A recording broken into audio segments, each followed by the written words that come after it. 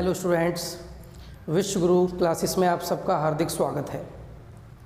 Last classes में हम लोगों ने बल, दाब, उत्प्लावन बल, आर्किमिडीज के सिद्धांत आदि के बारे में पढ़ा था।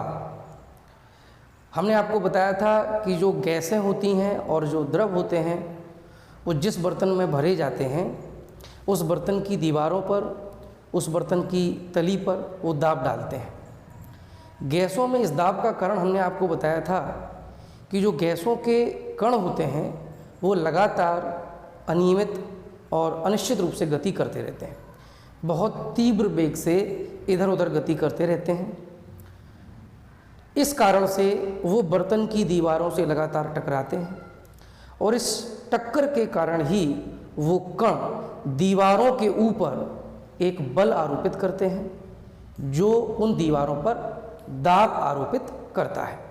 तो इस तरह से गैस के द्वारा जो दाब लगाया जाता है उसका कारण हमने आपको बताया था गैस के कणों की अनिश्चित और अनियमित गति। द्रव जो होता है वो भी बर्तन की दीवारों पर और बर्तन की तली पर एक दाब डालता है और कहीं ना कहीं जो द्रव का दाब होता है उसका ये भी एक कारण है कि जो द्रव के कण होते हैं वो भी अनियमित रूप से इधर उधर गति करते रहते हैं। हालांकि जो द्रव के कणों की गति होती है वो उतनी अनिश्चित नहीं होती है, ना उतनी व्यापक होती है जितनी कि गैस के कणों की होती है, लेकिन द्रव के कण भी अनियमित गति करते हैं, वो भी बर्तन की दीवारों से टकराते हैं और इस कारण द्रव के द्वारा भी दीवारों पर एक दाब लगाया जाता है। इसके अलावा क्या होता है कि द्रव में भार होता है। जब हम द्रव को किसी बर्तन में भरते हैं तो द्रव में द्रव्यमान होता है और उस द्रव्यमान के कारण द्रव में भार होता है और ये भार क्या करता है, दाब को आरोपित करता है। ठीक है, तो आप लोग ऐसे समझ लीजिए कि मान लेते हैं कि यहाँ पर कहीं एक द्रव भरा हुआ है, ये द्रव भरा हुआ है। ठीक है, अब ये जो द्रव है वो किसी भी बर्तन में आप मान सकते हो, किसी तालाब में मान सकते हो, किसी झील में, समुद्र में, कहीं पर भी ये आप मान लीजिए। लेकिन एक बात तो पक्की है, सामान्यतः द्रव के रूप में हम जल को ले लेते हैं। एक बात तो पक्की है कि जो द्रव होता है उसका तल एक समान रहता है, द्रव का तल एक समान रहता है। इस द्रव के अंदर आप जैसे जैसे गहराई में जाएंगे वैसे वैसे द्रव का दाब बढ़ता जाएगा। ये बात हमने आपको पिछले किसी क्लास में बताई भी थी कि द्रव में आप जैसे जैसे गहराई में जाते हैं वैसे वैसे द्रव का जो दाब होता है वो बढ़ता चला जाता है और इसी कारण से हम जो बांध की दीवारें होती हैं वो नीचे की साइड में मोटी और ऊपर की साइड में पतली बनाते हैं। क्यों? क्योंकि दाब नीचे ज़्यादा होता है तो इसलिए दीवारें मोटी होनी चाहिए, ज़्यादा मजबूत होनी चाहिए, अन्यथा की स्थिति में दीवारों के टूटने का डर बना रहता है। खैर, तो यहाँ पर अगर हम बात करें इस द्रव की तो द्रव में आप जैसे जैसे गहराई में जाएंगे वैसे वैसे दाब बढ़ेगा, लेकिन वो दाब कैलकुलेट कैसे करेंगे? हम किसी पॉइंट पर अगर दाब की गणना करना चाहें तो हम कैसे करेंगे? हालांकि क्लास 9th की बुक में ऐसा कोई हमें आर्टिकल नहीं मिला है, तो ये बात चूँकि मुझे लगा कि बताना ज़रूरी है तो मैं अपनी ओर से ये बात बता रहा हूँ आपको कि अगर मुझे किसी पॉइंट पर, मान लीजिए यहाँ पर एक पॉइंट है और इस पॉइंट को मैं नाम दे देता हूँ ए, और इस ए पॉइंट पर हमें द्रव का दाब कैलकुलेट करना है कि कितना दाब द्रव के द्वारा लगाया जा रहा है, तो हम कैसे करेंगे? तो आप लोग ध्यान से समझिए। अगर हम ये मान लें कि ये द्रव के तल से इस पॉइंट की जो गहराई है वो h है, इस बिंदु की जो द्रव के तल से गहराई है वो h है और ये जो भी द्रव है इसका जो घनत्व है वो d है, जो द्रव ये भरा हुआ है। सामान्यतः मैंने आपसे कहा है कि जब जब मैं द्रव की बात करूंगा या कोई भी करेगा, द्रव के उदाहरण के रूप में जल को ले लेते हैं, पानी को ले लेते हैं, लेकिन यहाँ पर आप कोई भी द्रव ले लीजिए, उसका घनत्व तो कितना है, d है, और इस द्रव के तल से h गहराई पर एक बिंदु a है। तो इस बिंदु a पर जो दाब होगा द्रव का, प्रेशर जो होगा, प्रेशर एट पॉइंट ए, बिंदु ए पर जो द्रव का दाब होगा वो होता है h d जी के बराबर, एच डी जी के बराबर। एच क्या है? इस बिंदु की द्रव के तल से गहराई है, डी क्या है? इस द्रव का घनत्व है, और जी है गुरुत्वीय त्वरण। तो आप तीनों की वैल्यू रख करके पॉइंट ए पर दाब कैलकुलेट कर सकते हैं। अभी मान लेते हैं कि ए के साथ में एक पॉइंट यहाँ पर है बी, एक पॉइंट है यहाँ पर सी। तो आप देखेंगे कि ए, बी और सी तीनों बिंदुओं की जो गहराई है वो एच के बराबर है। लिहाजा जितना बिंदु ए पर दाब होगा उतना ही बिंदु पी पर होगा, उतना ही बिंदु बी पर होगा, उतना ही बिंदु सी पर होगा। यानी सभी बिंदुओं पर एक ही दाब होगा। सबसे बड़ी विशेषता यह है कि ये सभी बिंदु एक ही तल में स्थित हैं। देखिए आप, ये सभी बिंदु एक ही तल में स्थित हैं। तो इससे हमें निष्कर्ष क्या मिला?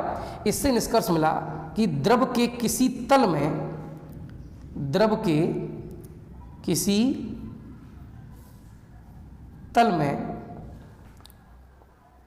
सभी बिंदुओं पर जो द्रव का दाब होता है वो कैसा होता है? समान होता है। द्रव का दाब समान होता है। अगर हम द्रव के अंदर एक समान गहराई पर कोई तल खींच लेते हैं तो उस तल में कितने बिंदु होंगे? निश्चित रूप से किसी तल में स्थित बिंदुओं की संख्या कितनी होती है? अनंत होती है। तो आप कोई द्रव के अंदर एक तल ले लेते हैं समान गहराई पर, और उस तल में आप किसी भी बिंदु पर दाब कैलकुलेट करेंगे तो वो कितना आएगा? एच डी जी, यानी कि सभी बिंदुओं पर द्रव का दाब समान होता है। चूँकि ये फॉर्मूला आपके सिलेबस में नहीं था, फ्री बता दिया है। अगर आप लोग चाहें कि इसका डेरिवेशन भी करवा दीजिए, ये फॉर्मूला आया कैसे है, तो प्लीज़ कमेंट सेक्शन में लिखिएगा, मैं इसका डेरिवेशन भी करवा दूंगा। ठीक है, तो इस तरह से ये मुझे लगा कि ये बात बतानी बहुत ज़रूरी है, इसलिए मैंने आपको बताई है, अच्छे से समझ लीजिएगा। अब ये टॉपिक पूरी तरह से समाप्त हो चुका है। आज हम अगला टॉपिक शुरू करेंगे और उस टॉपिक का नाम है कार्य तथा ऊर्जा, work and energy, work and energy. ठीक है, तो इस टॉपिक पे हम बात करते हैं। तो सबसे पहले देखेंगे, यहाँ पर आप देखिए मैंने बोर्ड पर कुछ बिंदुओं को लिखा हुआ है, तो कोशिश करूँगा कि आज इन पर चर्चा हो जाए। तो सबसे पहला बिंदु है कार्य। समझेंगे सबसे पहले कार्य क्या होता है। तो आप देख सकते हैं कि कार्य के नीचे मैंने दो बिंदुओं को स्पष्ट रूप से इंगित किया हुआ है, एक है सामान्य दृष्टिकोण और एक है वैज्ञानिक दृष्टिकोण। देखिए क्या होता है सामान्य दृष्टिकोण। जब तक इस टॉपिक को किसी ने नहीं पढ़ा है तब तक जो कार्य के बारे में अवधारणा है वही है सामान्य दृष्टिकोण। क्या होता है? देखिए हम सब जानते हैं कि जितने भी सजीव होते हैं, चाहे वो मनुष्य हो, चाहे वो कोई कीड़ा मकोड़ा हो, कोई जानवर हो, कोई भी सजीव जो होता है, जो चलता फिरता है, वो कोई ना कोई गतिविधि दिन में करता रहता है। दिन या रात में कोई ना कोई गतिविधि करता रहता है, कोई ना कोई एफर्ट करता है, प्रयास करता रहता है। ये जो प्रयास होते हैं वो मानसिक प्रयास भी हो सकते हैं, वो शारीरिक प्रयास भी हो सकते हैं, या वो मानसिक और शारीरिक दोनों प्रयास हो सकते हैं। जैसे मैं उदाहरण के तौर पर एक शिक्षक का ही उदाहरण ले लेता हूँ। जैसे मैं आपको पढ़ा रहा हूँ तो मैं क्या कर रहा हूँ? मैं एक तो मानसिक प्रयास कर रहा हूँ, इसके साथ साथ लगातार क्या हो रहा है, मैं इधर उधर चल फिर रहा हूँ, इसके अलावा बोर्ड पर लिख रहा हूँ, यानी शारीरिक प्रयास भी कर रहा हूँ। अब इन प्रयासों में क्या होता है? लगातार हमारी ऊर्जा खर्च होती है। कैसे पता ऊर्जा खर्च होती है? क्योंकि जब हम इस काम को लगातार करते रहते हैं तो कुछ समय बाद हमें थकान का अनुभव होने लगता है। हमें लगता है कि हमें ऊर्जा की आवश्यकता है, हमें लगता है कि हमें आराम की आवश्यकता है। ध्यान रहे, थकान हमें तभी महसूस होती है जब मेरे शरीर के अंदर जो ऊर्जा का स्तर होता है वो कहीं ना कहीं नीचे आ जाता है। ठीक है, जब तक हमारा शरीर ऊर्जा से भरा हुआ रहता है तब तक हमें थकान का अनुभव कम ही होता है। तो इसी प्रकार से और भी उदाहरण ले सकते हैं। जैसे कोई धावक है, दौड़ने वाला है, वो दौड़ रहा है तो वो भी लगातार क्या कर रहा है? शारीरिक प्रयास कर रहा है। तो इस प्रकार से ऑफिस जाने वाले लोग कंप्यूटर पर बैठ के जो काम कर रहे हैं वो मानसिक प्रयास कर रहे हैं, उंगलियां चला रहे हैं, शारीरिक प्रयास भी कर रहे हैं। तो इस तरह से क्या होता है कि कोई ना कोई गतिविधि करते रहते हैं और इन गतिविधियों में हमारी लगातार ऊर्जा खर्च होती है। तो हम क्या कहते हैं कि आज हमने पूरे दिन कार्य किया, आज हमने पूरे दिन कार्य किया। ये कार्य के बारे में सामान्य दृष्टिकोण है, लेकिन वैज्ञानिक दृष्टिकोण इससे अलग है। विज्ञान की दृष्टि से देखा जाए तो कार्य होने के लिए दो बातों का होना आवश्यक है। कौन कौन? तो सबसे पहला जो बिंदु इसमें आता है, अगर आप चाहते हैं कि कार्य हुआ है कि नहीं हुआ है, तो सबसे पहले आपको ये पता होना चाहिए कि हमें ये देखना पड़ेगा कि वहां पर कोई बल कार्यरत है या नहीं, यानी कोई बल कार्य कर रहा है या नहीं कर रहा है, ये हमें देखना पड़ेगा। क्यों? क्योंकि यदि कार्य की आप गणना करना चाहते हैं, यदि आप ये मानते हैं कि कार्य हो रहा है, तो वैज्ञानिक दृष्टिकोण से दो बिंदुओं का होना बहुत जरूरी है। पहला, वहां पर कोई ना कोई बल कार्य करना चाहिए।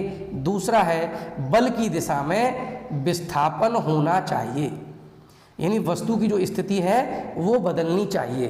किस दिशा में? बल की दिशा में। जैसे एग्जाम्पल ले लेते हैं, मान लेते हैं कि दीवार है और दीवार पर हम दिन भर धक्का लगाएंगे, पूरा जोर अपना आजमा लेंगे, तो क्या हम थकेंगे नहीं? क्या हमारी ऊर्जा खर्च नहीं होगी? निश्चित रूप से हमारी ऊर्जा खर्च होगी, हम थकावट का अनुभव करेंगे, लेकिन फिर भी दीवार अपनी जगह पर बनी रहेगी। इसका मतलब क्या हुआ कि दीवार में कोई विस्थापन नहीं हुआ है, जबकि कार्य होने के लिए ये दोनों बहुत आवश्यक हैं। अब विस्थापन नहीं होगा तो फिर हम कहेंगे कार्य नहीं हुआ है। सोचिए, आप तो पसीने से लथपथ हो गए हैं, आप पूरी तरह से थक गए हैं, लेकिन विज्ञान ये कहता है कि आपके द्वारा किया गया कार्य शून्य है। कितना है? शून्य।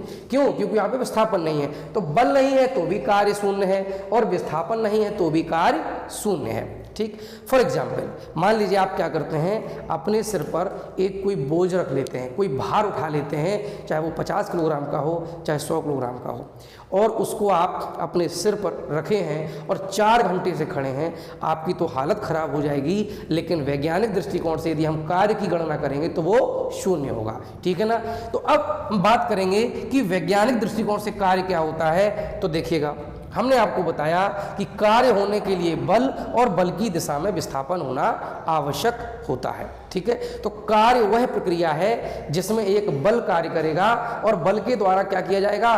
किसी वस्तु को विस्थापित किया जाएगा। तो हमने आपको बताया कि कार्य होने के लिए बल और बल की दिशा में विस्थापन होना बहुत आवश्यक होता है। ठीक है? तो अब जैसे हम मान लेते हैं कि ये एक कोई पिंड है, ठीक है, ये पिंड है, और इस पिंड पर क्या करते हैं, F बल लगा देते हैं। जब ये बल कार्य करेगा तो ये पिंड क्या कर रहा है, विस्थापित हो जाता है, यानी अपनी जगह से ये हट जाता है, दूसरी स्थिति में पहुंच जाता है। तो मान लीजिए अब ये पिंड इस स्थिति से इस स्थिति में पहुंच जाता है, तो कितना विस्थापित हो गया? ये दूरी हम निकालेंगे तो ये दूरी मान लीजिए है d के बराबर, तो विस्थापन हो जाएगा d, और हमारे द्वारा लगाया गया बल कितना है? F।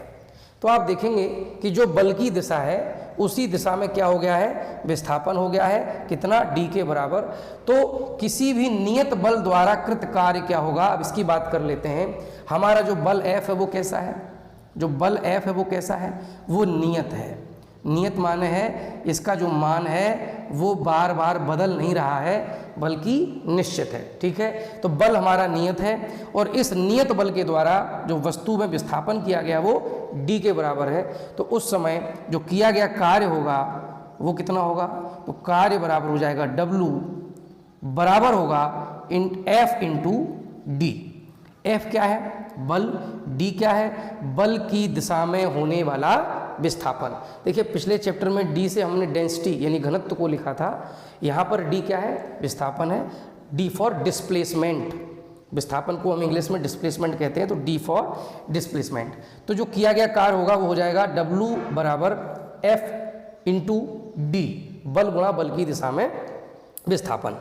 अब मान लेते हैं कि इसी में एक स्थिति ऐसी बनती है कि पिंड ये रखा हुआ है, पिंड पर जो बल लगा है वो इस दिशा में लगा है, ठीक है। जैसे मान लीजिए हम लोग जब छोटे होते हैं तो हम क्या करते हैं, छोटी गाड़ियों से खेलते हैं, और उन गाड़ियों में हम क्या करेंगे, खिलौने जो होते हैं छोटे मोटे, उनमें एक रस्सी बांध लेंगे।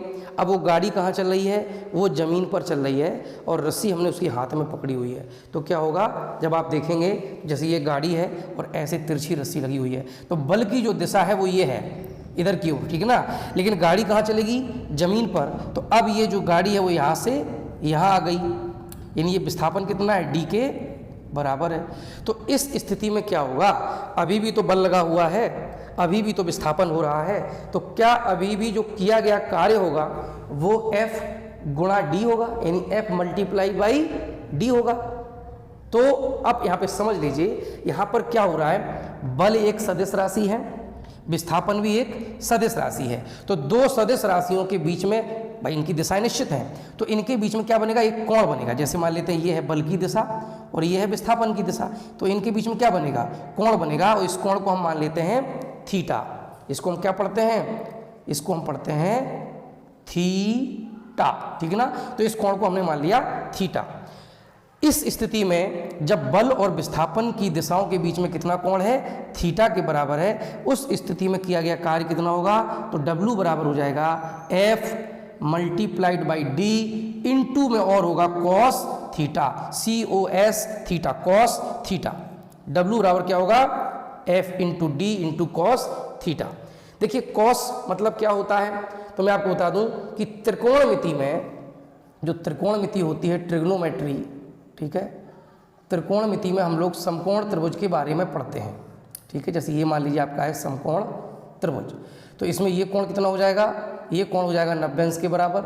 इनको नाम दे देते हैं A, B और C। तो कोण जो B पर बनना है वो 90 अंश है। 90 अंश कोण के सामने की भुजा यानी AC, इसको हम बोलते हैं कर्ण। ये जो भुजा होती है इसको हम बोलते हैं लंब, और जो नीचे भुजा होती है इसको हम बोलते हैं आधार, ठीक है। तो cos थीटा क्या होता है, जैसे मान लेते हैं ये कोण कितना है, ये कोण है थीटा के बराबर, तो उस समय cos थीटा बराबर होता है आधार डिवाइडेड बाई कर्ण, यानी आधार बटा कर्ण। cos थीटा बराबर होता है आधार बटा कर्ण। cos को हम फुल फॉर्म में लिखते हैं कोसाइन, COSINE, और कोसाइन को हिंदी में हम कहते हैं कोज्या, ठीक है। जब आप ट्रिग्नोमेट्री पढ़ेंगे तो इसको आप और विस्तार से समझेंगे। कॉस को डिटेल में पूरा अगर लिखेंगे तो ये कॉस शॉर्ट में लिखा जाता है, इसका पूरा होता है कोसाइन।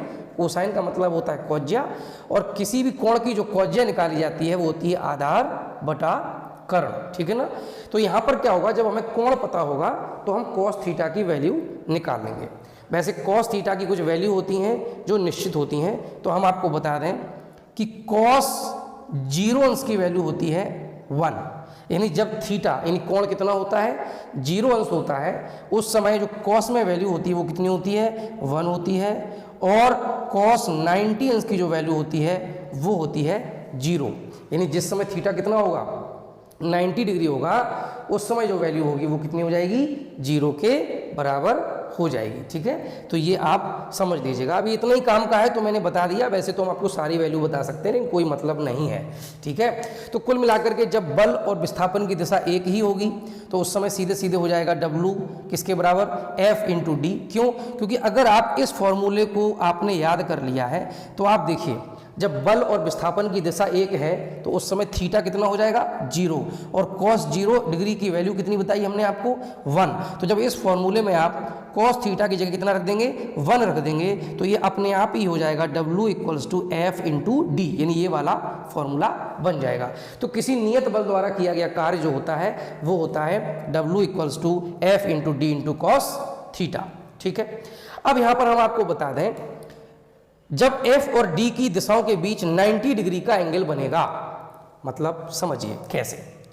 जैसे मान लेते हैं कि एक आदमी है, वो अपने सिर पर ऐसे कोई एक बड़ा सा बोझ लादे हुए है, एक बड़ा सा बोझ लादे हुए है। मान लेते हैं कुली है कोई, ठीक है, रेलवे स्टेशन पर कुली होते हैं जो सामान ढोने का काम करते हैं। तो मान लेते हैं कोई कुली है और अपने सिर पर उसने सामान रखा हुआ है, तो इस सामान का जो भी भार होगा mg, वो कहाँ काम करेगा, नीचे की ओर, यानी पृथ्वी की ओर, पृथ्वी के लंबवत, पृथ्वी के केंद्र की ओर, ठीक है।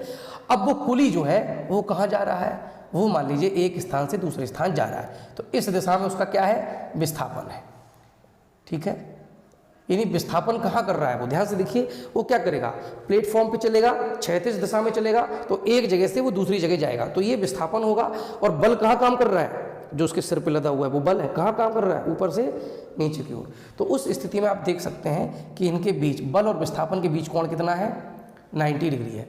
और जब 90 डिग्री एंगल बन जाएगा तो cos 90 की वैल्यू हमने आपको बताई कितनी होती है, 0 होती है। जब आप यहाँ 0 रख देंगे तो W भी 0 हो जाएगा। ठीक है, तो अधिकतम कार्य कब होता है, जब बल और विस्थापन की दिशा समान होती है। और न्यूनतम कार्य कब होता है, जब बल और विस्थापन की दिशा लंबवत होती है, यानी कि उनके बीच का कोण 90 डिग्री होता है। तो उस समय किया गया कार्य 0 होगा, यानी न्यूनतम होगा। और जिस समय बल और विस्थापन की दिशा समान होती है तो उस समय cos 0 की वैल्यू 1, यानी वो उस समय कार्य मैक्सिमम होगा, अधिकतम होगा। तो इस तरह से हो गया नियत बल द्वारा किया गया कार्य।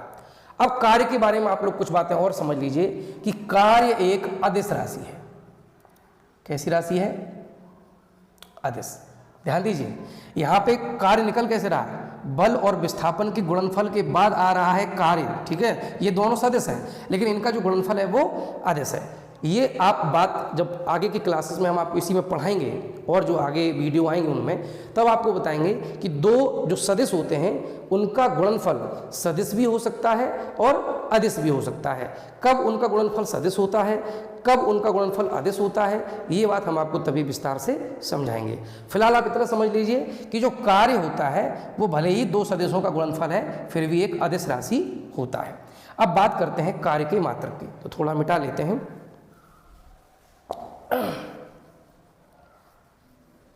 देखिए, अभी बात करते हैं कार्य के मात्रक की। तो आप देख सकते हो कि W हमने लिखा है किसके इक्वल्स है, F इंटू डी, यानी बल गुणा विस्थापन। तो कार्य का जब हम मात्रक लिखेंगे, कार्य का मात्रक जब लिखेंगे तो क्या है, F यानी बल, तो बल का मात्रक पहले आ जाएगा, बल का मात्रक आएगा, इंटू यानी मल्टीप्लाई बाई विस्थापन का मात्रक। ठीक है, बल का मात्रक और विस्थापन का जो भी मात्रक होगा उनका गुणा हो जाएगा। अब बल का मात्रक क्या होता है, न्यूटन होता है, और विस्थापन यानी दूरी होती है एक तरीके से, उसका मात्रक क्या होता है, मीटर होता है। विस्थापन भी लंबाई होती है, तो न्यूटन इंटू मीटर, ये होता है कार्य का मात्रक, और इसी को हम कहते हैं जूल। न्यूटन इंटू मीटर को ही हम जूल कहते हैं। ठीक है ना, तो कार्य का मात्रक क्या होता है एसआई पद्धति में या एमकेएस पद्धति में, न्यूटन इंटू मीटर, और इसी को हम क्या कहते हैं, जूल कहते हैं। तो इस तरह से हम लिख सकते हैं, क्या लिख सकते हैं, ध्यान दीजिए कि एक जूल जो होता है वो बराबर होता है एक न्यूटन इंटू एक मीटर। ध्यान दीजिए, ये बहुत महत्वपूर्ण बात आपको मैं बता रहा हूँ, क्योंकि अगर आपने ये चीज़ें बनानी अपने आप ही सीख ली तो फिर आपका काफ़ी कुछ ऐसा होगा कि आपको रटने की ज़रूरत नहीं पड़ेगी। तो ध्यान से सुनिएगा, हम लिख सकते हैं एक जूल बराबर एक न्यूटन इंटू एक मीटर। अब एक जूल क्या है, एक जूल हो गया किया गया कार्य, कब, जब बल कितना लगा है, एक न्यूटन का लगा है, और बल की दिशा में विस्थापन कितना हुआ है, 1 मीटर हुआ है। यानी अगर हम क्या करते हैं, किसी भी वस्तु पर 1 न्यूटन का बल लगाकर बल की दिशा में उसे 1 मीटर विस्थापित कर देते हैं, तो जो किया गया कार्य होगा वो 1 जूल के बराबर होगा। यानी 1 जूल क्या है, 1 जूल वह कार्य है जो 1 न्यूटन के बल द्वारा किसी वस्तु को बल की दिशा में 1 मीटर विस्थापित करने में किया जाता है। ठीक है, तो इस तरह से हो गया बल का मात्रक। उम्मीद करते हैं आपको अच्छे से समझ में ये सब आया होगा। अभी बात करते हैं कि कार्य जो है वो धनात्मक भी होता है और ऋणात्मक भी होता है। कार्य धनात्मक भी होता है और ऋणात्मक भी होता है। तो देखिएगा कैसे, W इक्वल्स हमने बताया था आपको, इक्वल्स टू होता है एफ डी इंटू में कॉस थीटा। ठीक है, अभी आप ऐसे समझ लीजिए कि कॉस 0 अंश की जो वैल्यू होती है 0 डिग्री की वो 1 होती है, और कॉस 180 डिग्री की जो वैल्यू होती है वो होती है -1। कितनी होती है, -1। तो अब आप देखिए, जैसे इस दिशा में बल लगा है और इसी दिशा में विस्थापन है, यानी यही बल की दिशा है और यही विस्थापन की दिशा है। तो उस स्थिति में क्या होगा, जब दोनों की दिशाएं सेम है, यानी एंगल हो जाएगा 0, तो cos 0 की वैल्यू कितनी हो जाएगी, 1 हो जाएगी। तो हो जाएगा W equals to F into D. अब यहाँ पे देखिए क्या हो रहा है, ये हमारा जो मान आ रहा है वो कैसा आ रहा है, धनात्मक आ रहा है, पॉजिटिव आ रहा है, ठीक है ना।